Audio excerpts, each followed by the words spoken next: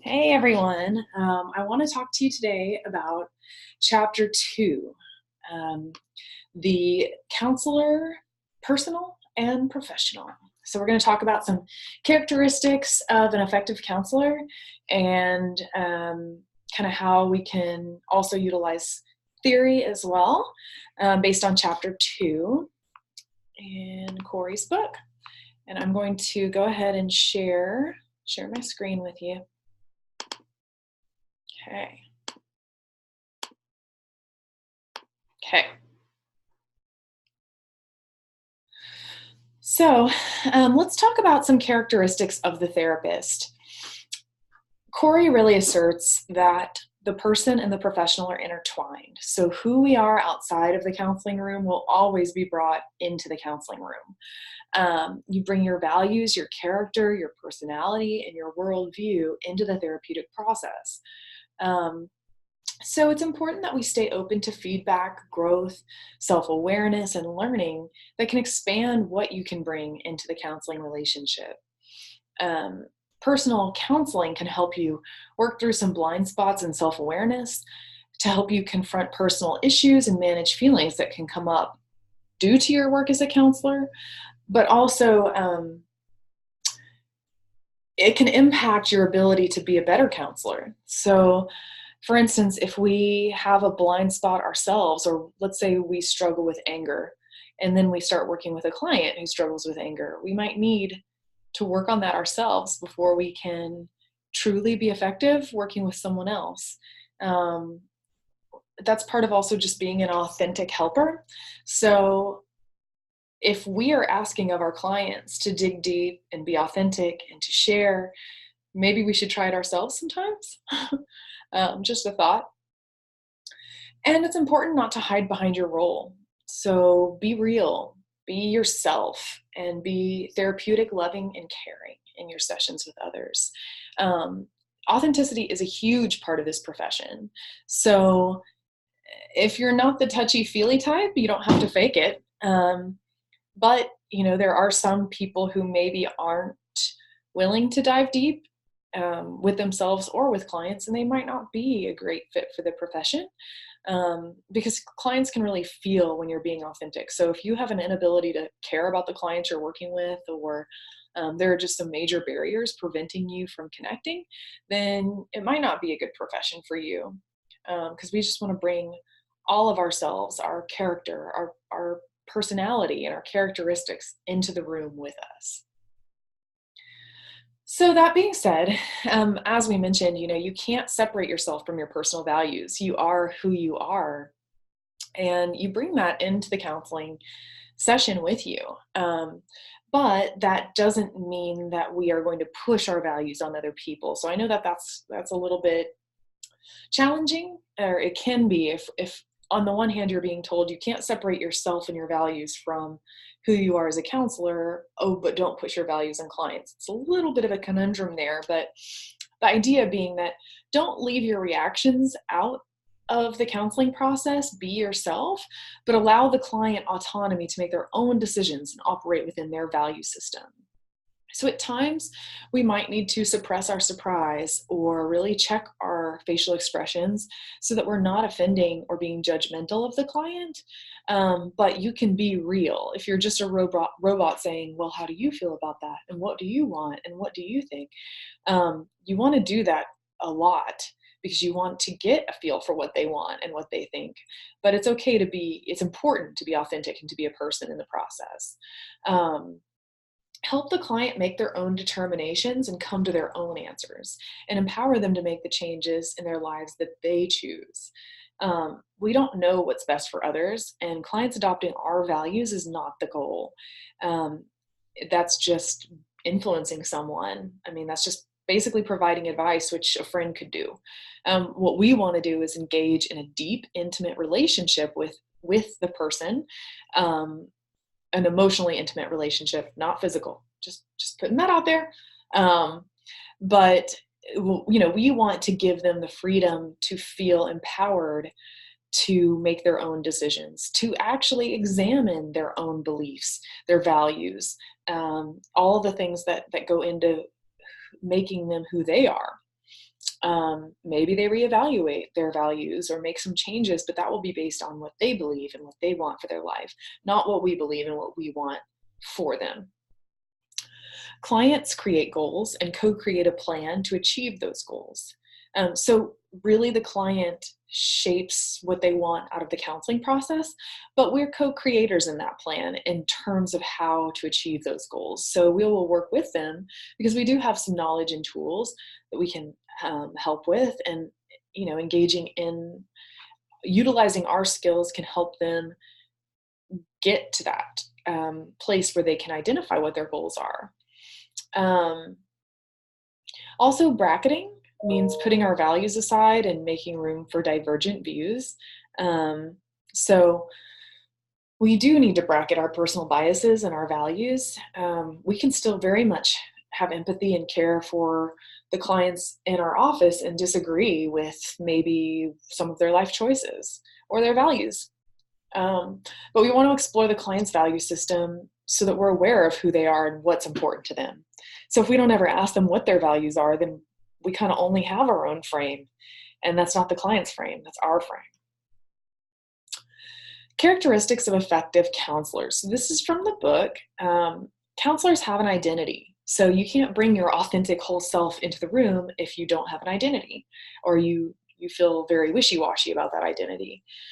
Counselors are open to change. So I cannot tell you how many times you pick a theory, maybe you've created goals with the client, you have this idea like, oh, I know if we do technique 1, 2, and 3, and this intervention, and this will be their homework, and we're going to work on that today.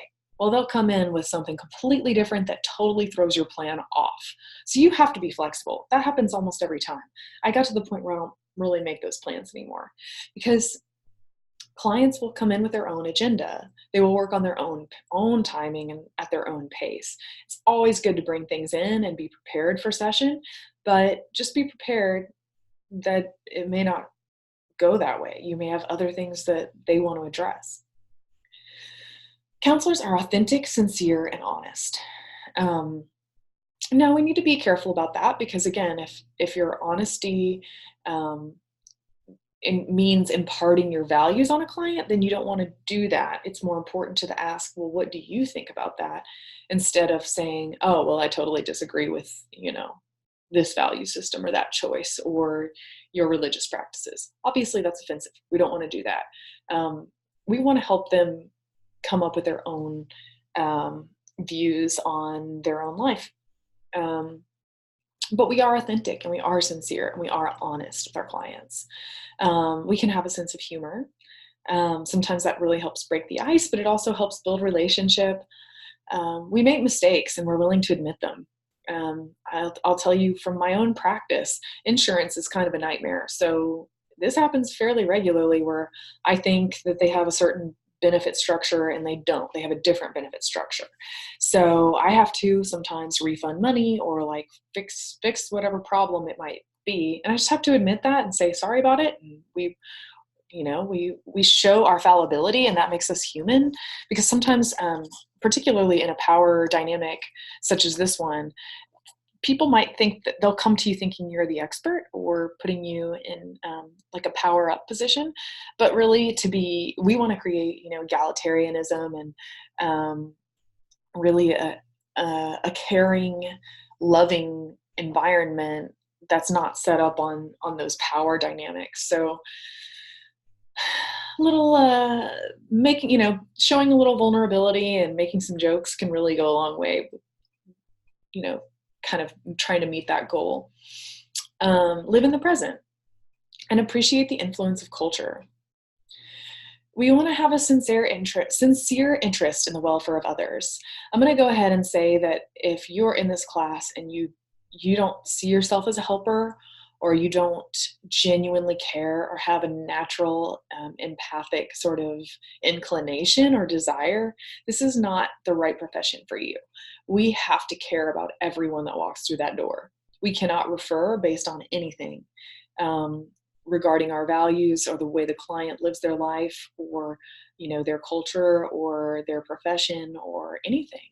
So we really just have to be we have to be really open, and we have to find ways to connect with anyone who walks through the room. Um, we need to possess effective interpersonal skills. So obviously you need to be able to, carry on a conversation and engage honestly and empathetically with the people you're sitting with. You need to become deeply involved in the work and derive meaning from it. This is definitely a career of passion. Um, People don't get into this field for the money, trust me.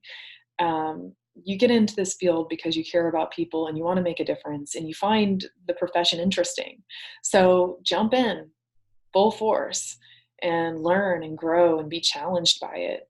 One thing I love about it is that you will absolutely never get bored. You're going to have clients. It's something you can do for the rest of your life, and you'll have different clients throughout all of those years. So you're going to keep learning and keep growing forever. It's amazing. Um, and they're able to maintain healthy boundaries. And I can't stress this enough. It's okay. It may take some supervision and some work, but we have to be able to feel when we're with the clients, but then not take it home. We need to be able to set professional boundaries in terms of our time. So our time is when we meet, whenever those meeting times are, if it's once or twice a week for 50 minutes. You don't, give your cell phone number to call at any time if they're feeling sad, because then you're bleeding into your personal life. You can't be everyone's personal crisis line. You will burn out faster than you can even imagine. So you have to be able to set really strong professional boundaries, but, be present when you're actually with the client. Healing the healer. This is a big one. So personal counseling can be a really awesome thing to do as a counselor. So I know that there's quite a few people who maybe took a psychology class because they wanted to figure out what was going on with them or their family of origin. And I promise you, everyone comes from some sort of dysfunction, or they're very closely related to someone who struggles with a mental illness, or they have one themselves.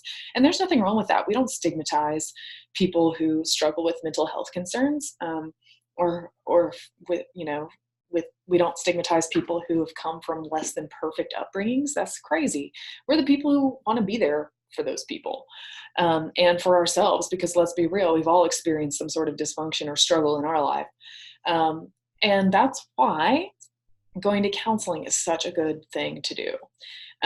It really helps counselors work through their own stuff so that they have a balanced perspective on their own life problems and existential concerns. It teaches counselors about the process. I will tell you, based on my experience, what I've found is that students who have been to counseling themselves have a more clear understanding of how things work. I am sad to say sometimes I hear there are some bad counseling experiences, but there are also a lot of good ones that I hear about. And I feel like it really helps students have a feel for what goes on in counseling and what the process is about. And so that's a win-win as far as I'm concerned. Also, how can we take a client further and deeper than we've gone ourselves? It's kind of like what I talked about at the beginning of the video. Like, we need to keep working on ourselves. We have to keep growing. We need to keep up with the research on a variety of topics in society and culture and related to mental health concerns.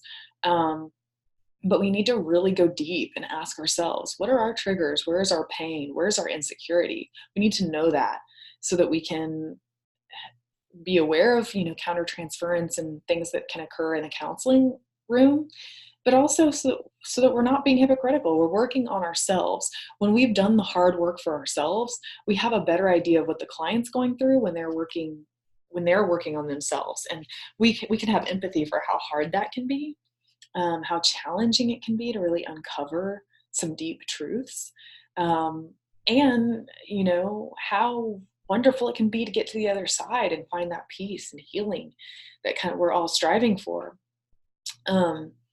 And if we're unwilling to uncover our vulnerabilities, strengths, desires, how can we expect our clients to do that? So, counseling should always be a choice. It's 100% your choice, but I highly recommend it. I definitely say that I'm a believer in it, obviously. I mean, I'm a professor of this, I'm a counselor myself with a small private practice, and I also go to counseling off and on when I feel like I need it. There's absolutely no shame in it, and I believe in it 100%. Okay, multicultural counseling. This is going to be covered in every single class you take. So, and it's because it's so important. We have an ethical obligation to be sensitive to cultural differences. The first step to that is understanding your own culture and your own cultural conditioning. So, looking at your personal biases, understanding what your beliefs are and kind of how you got to those beliefs, and what are some of the things that you've learned about culture that, or, expectations for yourself and others in society. You need to understand that clients are going to have different expectations of the therapy process. So if they're from a different culture, they may not totally understand what it's about. And it's kind of our job to educate the clients on that process. The intersectionality of culture is endless. And therefore, so is our journey of multicultural competence. So we need to learn, grow, read, educate ourselves. We need to be open and curious without imposing. So always, always, always be accepting, unless, of course, there's a serious harm to self or others that we need to address.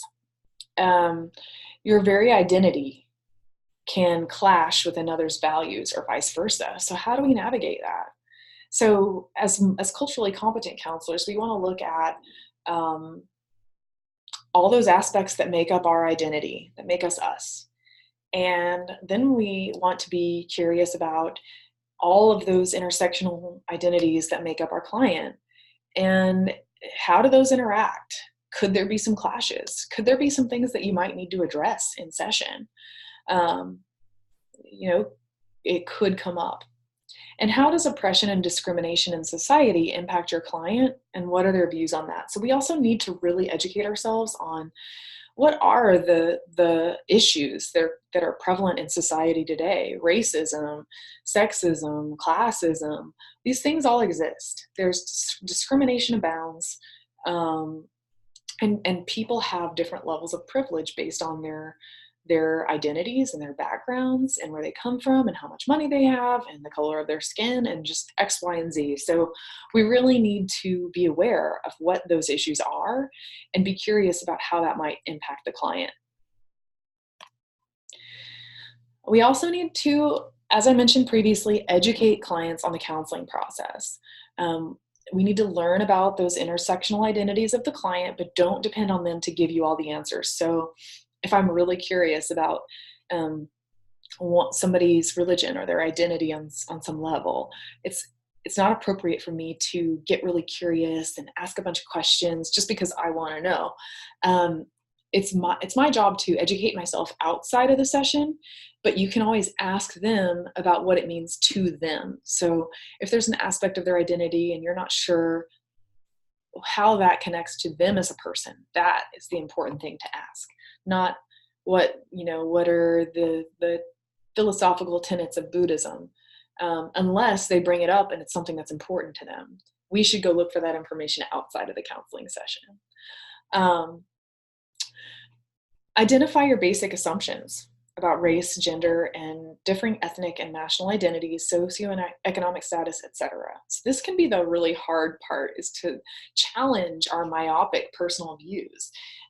Where are our blind spots? And really taking an honest inventory of that is important. And sometimes the only way to do that is to go to a class or see a counselor and talk about it, or maybe find some experts, multicultural experts that are willing to talk to you and share with you.